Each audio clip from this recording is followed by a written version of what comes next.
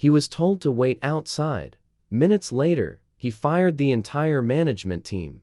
"You don't look like someone who FLIs first class." The words weren't loud. They weren't cruel. But they landed with precision, quiet, professional, and sharply insulting. He wore a wrinkled button-up, reading glasses, and carried a weathered leather backpack. No tailored suit, no flashy watch, no urgency in his walk. Just moments later, a younger man in a charcoal blazer approached the same lounge. No ID check, no hesitation. "Welcome, Mr. Cole. Your usual Scotch is waiting." The man still standing outside said nothing. No protest, no reaction, just a slow blink, and the quiet scratch of pen against paper, as he pulled a small notebook from his coat pocket, because this wasn't the first time he'd seen this. It was the 23-yard, but this time had just happened to him. His name was Jackson Blake, 47 years old, founder and CEO of Skybridge Airlines. But today, he wasn't the boss. Today, he was Jim Harper, an ordinary traveler on a 2-week undercover mission to expose the unseen injustice inside his own company. "I was denied entry to my own lounge because I didn't look expensive enough. If this happened to you, how would you feel? Humiliated, like your worth was judged by your clothes, unbothered, assuming it was just standard procedure." Comment 1 or 2 below. This isn't fiction. It's a real undercover boss story, and this time the boss isn't walking away quietly. Jackson Blake sat quietly in the main terminal, just beyond the frosted glass doors of the Skybridge Airlines first-class lounge. A line of beige leather chairs stretched along the wall, mostly empty. The lights above were too bright, the announcements too loud, but he didn't mind. He reached into the inside pocket of his worn jacket and pulled out a small, black leather notebook. Scuffed edges, corners curled from use. He flipped through pages, tight handwriting, one observation after another. Dates, times, gate numbers. No emotion, just facts. He added a new line. Access denied to lounge. No smile, no verification, no effort. Outfit judged. Assumed economy. His jaw didn't clench. His shoulders didn't shift. But something inside him settled. This wasn't a glitch. It wasn't just one employee on a bad day. It was a pattern, a culture, a quiet kind of gatekeeping that had been hiding in plain sight. He watched it unfold for 10 days now. A man in cargo shorts and a faded hoodie politely offering a platinum card asked for additional ID. An elderly woman struggling with her suitcase ignored, while a sharply dressed businessman was helped before he even stood up. A young couple in travel sweatshirts were told the upgrade list had already closed minutes before a solo traveler, with cufflinks and a Swiss carry-on, was bumped into first class. Jackson had documented them all, quietly, thoroughly, and then this morning, it happened to him. He didn't shout, didn't correct the staff member when she said, "We just need to verify your status again, sir. This lounge is for our premium guests only." He didn't flinch when the man behind him, in a crisp gray suit, was welcomed with, "Welcome back, Mr. Cole. Your Scotch is waiting, as always." Jackson just nodded once, stepped aside, sat in the public terminal, and opened his notebook. The irony didn't sting, it clarified.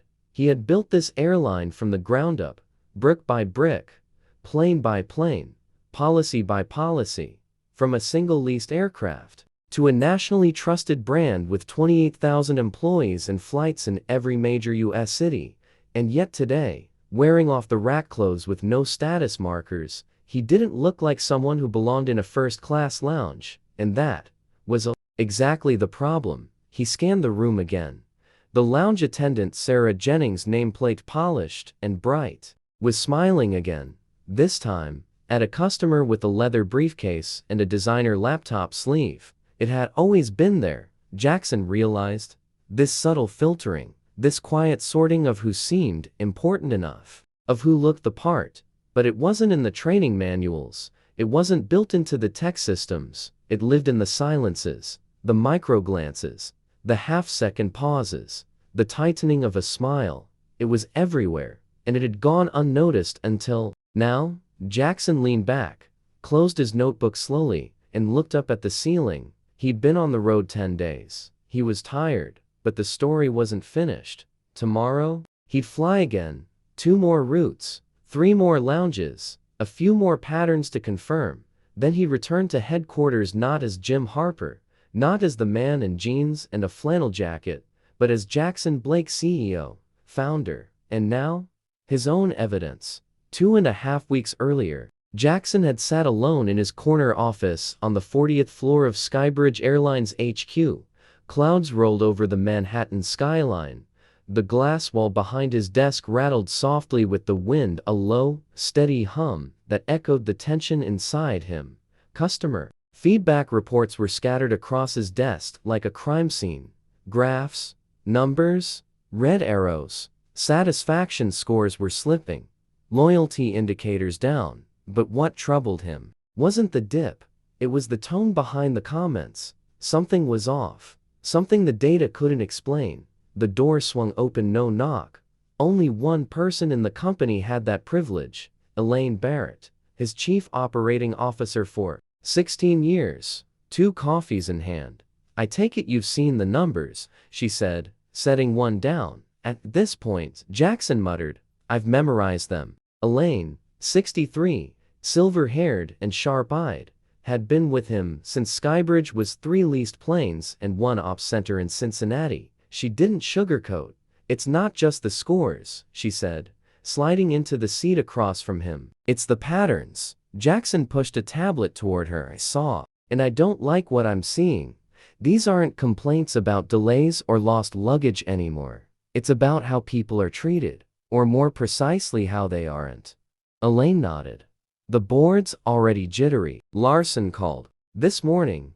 Jackson rolled his eyes. "Larson's been jittery since we didn't install gold fixtures in the first-class lavatories. He'll live." But the unease lingered. He leaned back, tapping a pen against his knuckle. "Something's changed out there, Elaine. And I can't fix it from up here." Elaine gave him a familiar look. The kind she always gave right before he did something reckless. "You're thinking of going undercover again, aren't you?" He didn't answer. He didn't have to. The idea was already forming clear, certain. "Remember 2010?" Jackson said finally, "when we were bleeding passengers on the East Coast, and no one knew why. You posed as a gate agent in Charlotte for 3 weeks, pulled your back, and uncovered that whole mess with the subcontracted staff skipping safety checks." Elaine winced. "Don't remind me. I still can't lift a suitcase over my head." Jackson smiled faintly. "But we learned more in those 3 weeks than in a year's worth of meetings." Elaine narrowed her eyes. "You're not exactly low profile anymore, you know. Trade magazines, that Forbes event, the gala last fall." Jackson turned toward the wall behind him lined with awards and photos. Most were old. His last big press shot, nearly a year ago. "To most of our frontline staff," he said, "I'm just a name in an onboarding video." He paused. "And that's exactly what makes this possible." Elaine studied him. "You're serious?" He nodded. 2 weeks. Main domestic routes. No upgrades. No fast lane. No company account. I'll book using my middle name and my personal card. If there's a crack in our culture, I want to feel it myself." Elaine folded her arms. "And how do you plan to explain the CEO disappearing for 2 weeks during a performance dip?" Jackson reached for a folder beneath the pile of expense reports. "The leadership retreat you've been trying to send me to in Aspen," she groaned. "You hated that idea." "Still do," he said. "But it's the perfect alibi." Elaine took a long sip of her coffee. "You understand what happens if something goes wrong?" "I know," he said quietly. "But if we don't fix this now, we may not have a company left to fix." She stood, brushing invisible lint from her jacket. "Daily check-ins, no exceptions. And if anything seems unsafe, if anyone starts connecting dots, you pull the plug." "Understood." She paused at the door, turning back. "This is a terrible idea." "It's the right one," Jackson replied. There was a long silence between them, the kind built over years of trust. Then Elaine sighed. "Fine, but if you end up scrubbing floors in Phoenix again, don't come crying to me." He chuckled softly. "Noted." As the door closed, Jackson turned back to the window. Rain had started tapping against the glass, steady fingers on steel, but in his chest, there was something else now: clarity, resolve. 2 weeks, 10 cities, no special treatment, and one mission to find out what kind of service his airline was really delivering. When no one knew the boss was watching, the transformation was simpler than Jackson expected. A few changes of clothes, mid-range brands, neutral colors, intentionally forgettable. A pair of non-prescription glasses, the kind that fogs slightly when walking through a terminal. And the most effective disguise of all, a beard. Not a stylish one, but the kind a man grows when he stopped caring what people think. He booked all his flights under his middle name, James Harper, using a personal email, a personal credit card. No Skybridge executive account, no shortcuts. He kept his frequent flyer status, but avoided the perks: no early boarding, no express check-in, no lounge access, unless he paid for it like anyone else. To the world, he was Jim Harper, a retired school administrator visiting old friends across the country. The first few flights were uneventful. Boston to Chicago, Chicago to Denver. On paper, everything looked fine, pleasant, even, but Jackson wasn't looking at the surface. He was watching carefully, tracking glances, tones of voice. Who got a smile, and who didn't? Very quickly, a rhythm began to emerge. Politeness, yes, but with a pattern. In Boston, he saw a woman in her 60s, smartly dressed, but with a scuffed suitcase passed over for assistance. Meanwhile, a man with AirPods and a leather duffel was escorted to the jet bridge with a grin and a "Right this way, sir." In Chicago, a couple in matching sweatshirts was asked to step aside so their seats could be reconfirmed, even though they were already on the upgrade list. 10 minutes later, a man in a crisp Corcher zip was bumped to first class without hesitation. Jackson documented everything, page after page filled with names, timestamps, and exact phrases used at check-in desks and boarding gates. Not one incident was openly rude, not one was outrageous, but there was something running underneath it all, an unspoken filter, a current that separated people into categories: those who looked the part, and those who didn't. On the Denver route, the pattern sharpened. Jackson had chosen a middle seat on purpose, row 22, wedged between a sleepy college kid and a business traveler drenched in cologne. He watched in silence. At the gate, a young mother struggled to collapse her stroller. The agent didn't help. But moments later, when a man with glossy hair and a pressed shirt approached, that same agent stepped out from behind the desk to carry his briefcase on board. On the plane, a flight attendant named Diane by her name tag walked past an older man trying to lift his bag into the overhead. She didn't stop. 2 rows later, she interrupted her routine to help a man in designer sneakers who hadn't even asked. Jackson wrote it all down. Same pen, same hand, same rising feeling in his chest. By the end of that flight, he'd logged 4 examples, all subtle, all based on appearance, not cruel, not loud, but consistent. That night, in his Denver hotel, he laid out all the notebook pages from the last 5 days. The pattern wasn't anecdotal anymore. It was a thread, and it was tightening. This wasn't about random judgment. It wasn't just bad luck. He was watching a system of behavior shaped by optics, and he knew the mask would slip again. "See you on the plane, Jim. We're both in 3C and 3D. Hope you like all seats." He walked away. Jackson remained seated, David's printed sheet still in his hand. He stared at it for a long moment, then folded it neatly and slid it into his notebook. The cracks weren't theoretical anymore. They had names, faces, flight histories, and if David Mitchell was right, if others had noticed too, then Jackson wasn't looking at a customer service issue. He was staring at a culture that had forgotten who it was built to serve. He stood slowly. His coffee was cold. It was time to board. But this time, he wouldn't just be watching, he'd be listening. And the story was far from over. The flight from Atlanta to Los Angeles was half full, quiet, running 10 minutes behind. Jackson didn't mind. He'd chosen a window seat near the back, deliberately far from first class, deliberately forgettable. The cabin lights dimmed for takeoff. Passengers settled in, some with earbuds, others thumbing through safety cards. Jackson opened his notebook. 2 quick observations: gate staff behavior, checked and logged.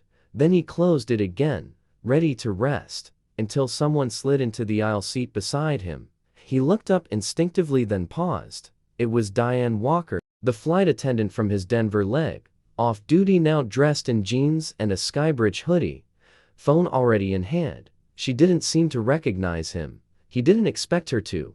Flight attendants saw hundreds of faces each week, and Jackson in his current form was built to be unmemorable. Still, something tightened in his chest. He turned slightly toward the window, but kept her screen in his peripheral vision. Not on purpose, just awareness. Then a name caught his eye. Thomas Reed. Jackson blinked. The same Thomas Reed who managed Skybridge's regional operations, including Atlanta. He watched as Diane typed. Some guy caused a scene at ATL Lounge. Looked like a confused professor or something. Kept asking questions, said he was Diamond. Sarah made him wait outside. We flagged it. Jackson stayed still. No reaction. No shift in posture, just silence. Then a reply came, thanks. Watch for similar behavior at LAX. Same protocol. Diane typed again. Already handled. Flagged him in the system. Re-verify ID at check-in. Random security check if needed. Another reply. You know the drill. Diane responded with a thumbs up emoji and tucked her phone away. Jackson exhaled. Slowly. Quietly. It wasn't just bias. It wasn't just unconscious behavior. It wasn't just a bad system. It was coordinated. This was a protocol, a hidden layer of communication, a mechanism no one outside the loop would ever see, and it wasn't in public policy documents. It lived in quiet texts, and behind confident smirks. People had decided whether through culture, assumption, or directive that certain passengers didn't deserve trust. That appearance, tone, or clothing were grounds for suspicion. Jackson kept his face neutral, his breath even, his hands still. The cabin lights dimmed further. Diane leaned back with the neck pillow. She didn't recognize him. Not yet. But now, Jackson knew exactly who she was. And who she worked with. This wasn't about bad manners anymore. It was targeted, deliberate, and sanctioned. And for the first time since this journey began, Jackson didn't just feel frustrated. He felt furious. Jackson didn't sleep that night. Not even for a minute. He sat at the desk in his Los Angeles hotel room, curtains half open, letting in the soft yellow glow of passing headlights. Below him, the city moved on, but inside he was still. In front of him, notes, flight logs, internal policy documents quietly requested through Elaine. For days, he'd been documenting behavior, human, subjective, but now, it wasn't enough to expose a few bad actors. He needed to understand how the system had been built, to reward them. The messages between Diane and Thomas Reed weren't casual. They were structured. Language like, already flagged, same protocol, re-verify. That wasn't improvisation. That was procedure, and someone had written it. Reed's name appeared in multiple internal memos from the past 14 months. Initiatives titled, Operational Efficiency, Onboarding Streamlining, Customer Optics Standardization. They sounded harmless, corporate, but the timing aligned perfectly with the subtle shift Jackson had felt in the feedback reports. The tone, the coldness, all of it, dated back to Skybridge's acquisition of Everspan Air. Thomas Reed came from Everspan along with a handful of mid-level managers now spread across Skybridge's network.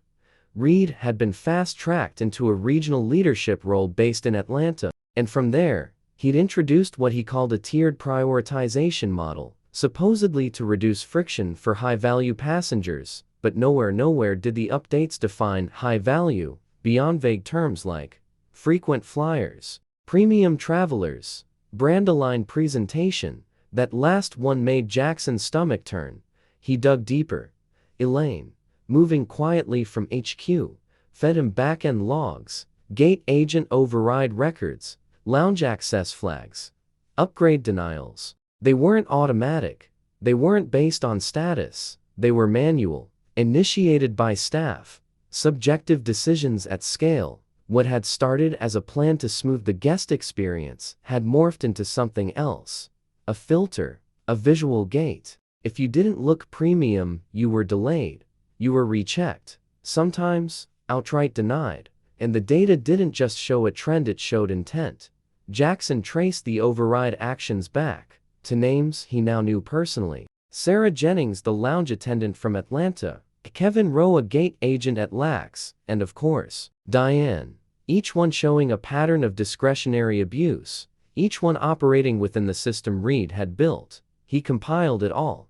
Names, timestamps, flight records, flags, and then he added one more. Thomas Reed, the architect, the one who somewhere, likely in a hallway conversation no one recorded, had given this philosophy a green light. Outside, the sky began to change, dawn bleeding into the Los Angeles skyline. This wasn't a training issue.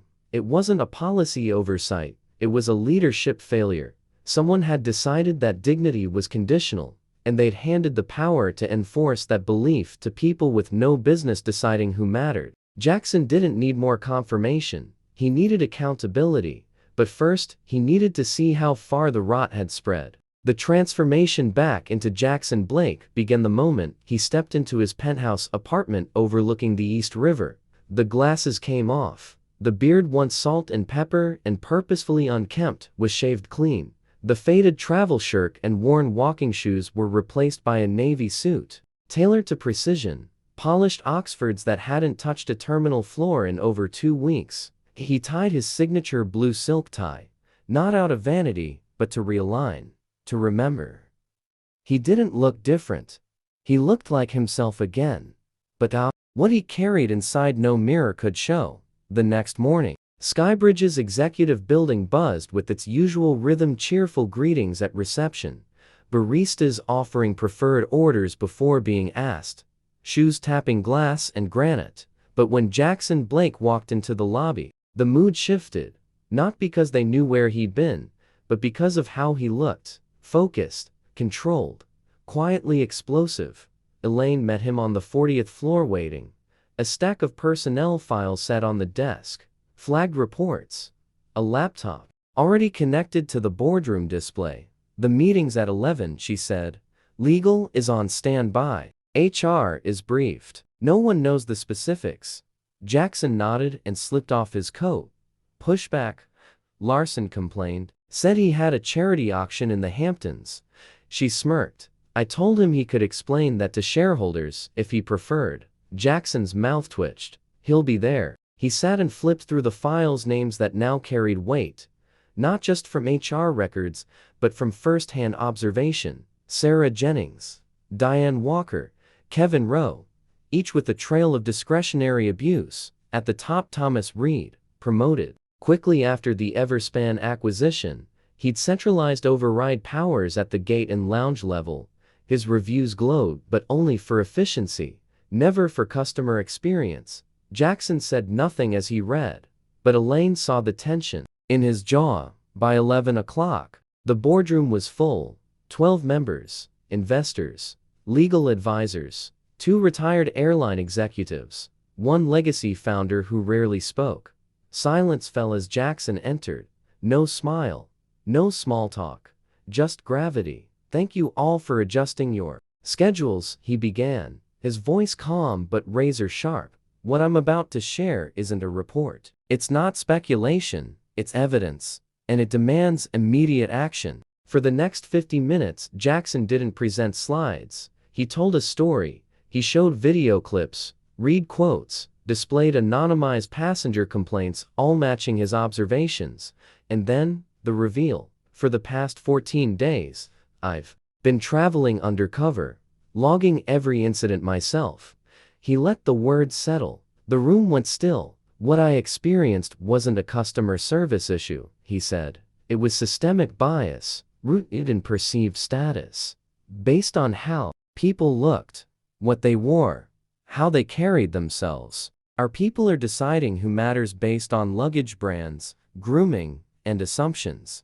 And it's happening under policies approved in this very room. A board member started to push back. This all feels anecdotal, Jackson. Cut him off. Then explain why your CEO was flagged for secondary verification 3 times. In 4 cities, while wearing a $39 jacket, the room froze. No one moved. One by one, Jackson laid out the terms: immediate suspension and internal review of key personnel, a full rollback of discretionary override protocols, mandatory retraining for all frontline staff, and a permanent passenger advocacy council reporting directly to the CEO's office. This will be expensive, the CFO said, already calculating the fallout. Not as expensive as a class action lawsuit, Jackson replied, or the cost of betraying the people we claim to serve. The board voted, 10 in favor, 2 abstained. It was done.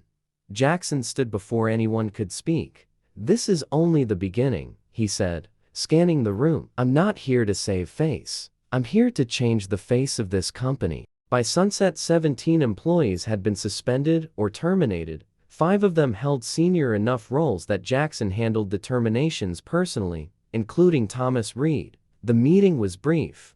Reed arrived under pretense confident, curious. His face changed when he saw Jackson alone in the conference room, a folder already open on the table. Mr. Reed, Jackson said, not standing. Please sit. Reed took a seat. Is this about the upcoming policy review? Jackson slid the folder across. This is about your interpretation of brand-aligned passengers, your abuse of manual override systems, your pattern of discriminatory flagging across multiple hubs. Reed tried to spin it, then to posture, then to threaten. Jackson said nothing until he was done. Then he spoke. Voice cold steel. You had the arrogance to assume no one was watching. You were wrong. He didn't raise his voice. He didn't need to. When security arrived, Reed didn't resist. He glanced back, still hoping for reprieve. But Jackson was already reading the next file. That night, he stood in his office, hands in his pockets, looking out over the city. Lights from incoming planes blinked in the distance. Elaine entered quietly. It's done, she said. Systems locked. Access revoked. Legal satisfied. We begin rebuilding tomorrow.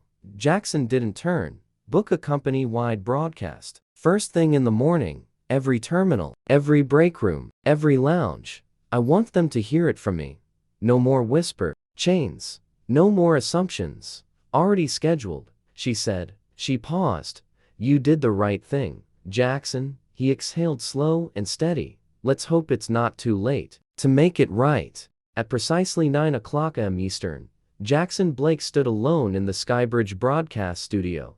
No script, no teleprompter, just him in a dark suit, sleeves rolled, eyes locked on the camera lens. Across the country, in breakrooms, baggage tunnels, lounges, and flight decks, over 24,000 employees watch live. He didn't speak with volume. He spoke with gravity. Many of you know me as the founder of this company, he began.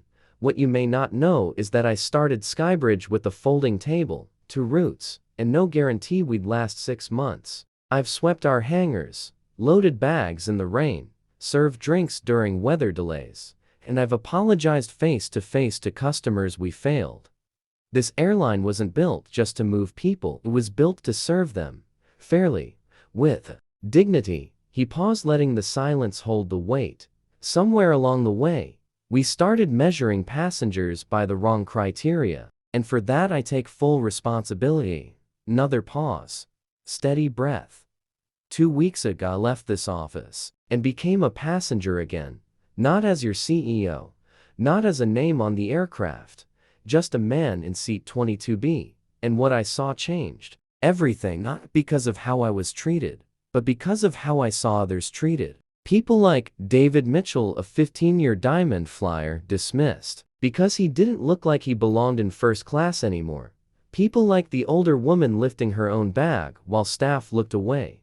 People who paid the same, flew the same, but were offered less, simply because of how they appeared. His voice didn't rise. It didn't need to. We failed them quietly, systematically, with a smile. Then came the pivot. That ends now. As of yesterday, we've removed 17 employees whose actions violated our values. We've suspended outdated override protocols that enable discrimination, And we're creating a permanent passenger advisory council made up of real customers, with real authority. We're also launching a leadership immersion program. Every VP, every director, including me, will spend 2 days a year working frontline roles. If you're going to lead, you're going to understand what leading means. He leaned forward slightly, not for drama, but for honesty. You may be wondering why I'm telling you all this. The answer is simple. Because silence is complicity, and this company will no longer be complicit. He exhaled softly, held the pause. When I was 19, I got stranded overnight at an airport. No money, no hotel voucher, just me, and a vending machine that ate my last $3. I asked a gate agent for help. She looked me over backpack, frayed jeans, and said, "You'll figure it out." That night, I slept between chairs while families boarded flights around me, and I promised myself, if I ever built something in this world, no one who came through my doors would be treated like that. He looked directly into the lens. Somewhere along the way, I forgot that promise, but I remember. Now, the red light blinked off, the broadcast ended, and across every Skybridge terminal a ripple moved through the ranks. Some employees looked down, quietly reflective. Others looked up, new fire in their eyes. But no one looked away. That afternoon, Jackson returned to the terminal, not as a CEO with a camera crew, but as a man watching. He stood near the same gate where David Mitchell had once been brushed aside. This time, an elderly couple approached the desk.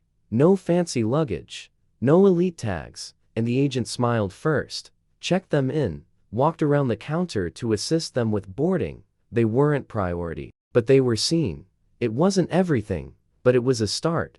Later that week, Jackson invited David Mitchell to his office. No cameras, no press, just 2 men, a quiet room, and the tarmac stretching wide outside the window. "You didn't have to speak up that day," Jackson said. "But you did, and it made a difference." David smiled. "All I ever wanted was to matter to the company." Stayed loyal to. Jackson nodded. "You still do. You always did. We just stopped showing it." He handed David 2 first-class vouchers anywhere Skybridge flew. A gesture, not a payoff. But more importantly, he offered David a seat on the new advisory council. David accepted, with one condition: don't forget this happened, and don't let it happen again. Jackson looked him in the eye. "I won't." That night, back in his office, Jackson opened his notebook one last time. He wrote one final line: "Respect isn't a feature, it's the flight." Then he closed the notebook for good.